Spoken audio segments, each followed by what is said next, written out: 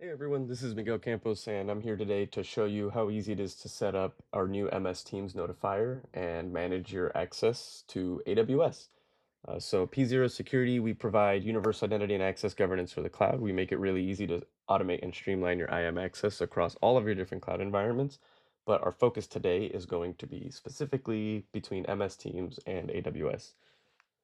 Let's start off by just setting up the bot first. We could do so by clicking here open and sending a help message. You'll get a useful prompt letting you know what are the different commands we support. Currently, we only support our requests. We can go ahead and try to make a request, but because we haven't completed our setup, it's going to tell us to go to the P0 web app and complete that installation. I've already logged into the web app on a different tab here, so we're just going to go ahead and jump over to that. And you can see here that we've got our MS Teams notifier. You will need a privileged role administrator or global administrator in order to grant consent to the application. Here's a list of all of the different permissions that we're going to request. You can pause the video and take a look at them, or when you install it yourself, you can review them in depth. After you've given consent to the application, you will be asked to install the application on a specific team in a specific channel. We recommend using a public channel that all of your approvers have access to. This just makes it much easier for you to communicate about the different approval requests. For this demo, I'm going to pick my own personal channel. I'm a member of a bunch of different teams and a bunch of different channels. Once this has been configured, we can actually go back to the chat and we can attempt to make another request. But first, let's take a look at our routing rules. The routing rules explain what are the resources that users can request access to and who is allowed to approve those. This is a pretty condensed view, but essentially this is going to give me access to request any resource that I have configured, and I'm going to also be allowed to approve of that.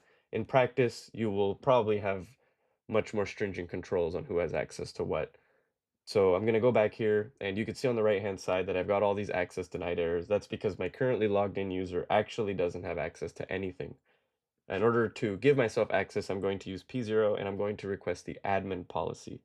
This policy should allow me to take a look at IAM and take a look at the different S3 buckets.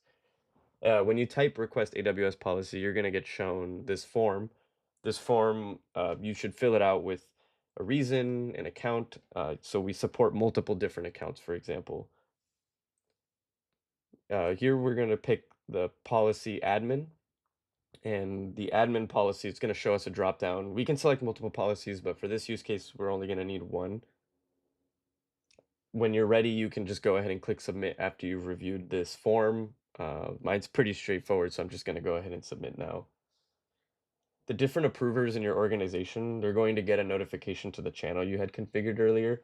In this example, it's my P0 security, P0 Miguel channel. You can see here what that request card might look like.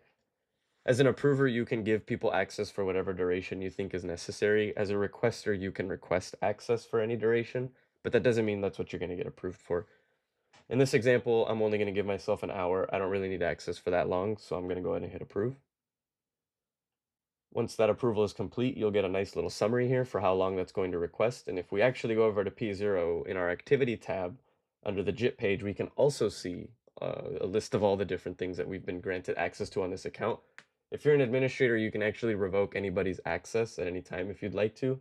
If you're a user, you can also revoke your own. So let's go back here. Now we can take a look at what my AWS looks like. You can actually see all of those errors went away because now I have administrative access. Here's another example for the S3 buckets. If I refresh the page, now you can see that I can actually see the list of my buckets, right? So if we actually dive into the user, you can see that we've attached the policy administrator access here so that the user can get access to all the different resources in this account. So here I'm going to show you how to relinquish your access once you're completely done with it.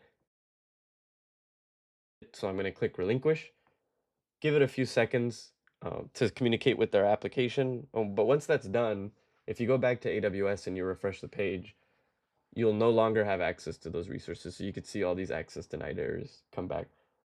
But yeah, that's how easy it is to actually get set up with P0. That concludes the demo. Thank you, everyone.